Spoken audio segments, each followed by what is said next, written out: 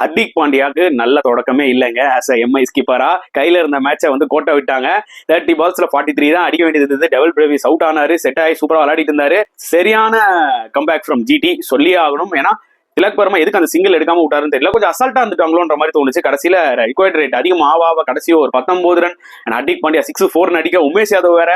So நான் நினைச்சேன் okay Mumbai win பண்றாங்க, உமேஷ் யாதவ் டெத்ல போட மாட்டாரு. ஹர்திக் விக்கெட் எடுத்தாரு. அதுக்கப்புறம் திருப்பி பியூஷ் சாவ்லா விக்கெட். ஆப்வியஸ்லி முடிஞ்சு போச்சு கதை. ஸோ கையில இந்த மேட்சை அசால்ட்டா விட்டாங்க மும்பை.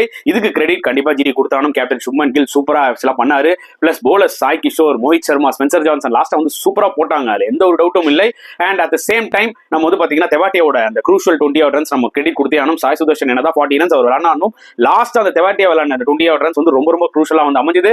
அண்ட் ஹர்திக் பாண்டியா வேற ரோஹித் ஃபீல்ட் இங்கேயும் அங்கேயும் மாத்தினது வந்து பாத்தீங்கன்னா கேப்டனா தப்பு இல்லை, பட் ஆனா ஏதோ ஃபோர்ஸ்ஃபுல்லா பண்ண மாதிரி இருந்துச்சு. But anyway happens in cricket. So இந்த ஒரு தோல்வியை பத்தி என்ன நீங்க நினைக்கிறீங்கன்றதை வந்து தாராளமா கமெண்ட் செக்ஷன்ல போடுங்க.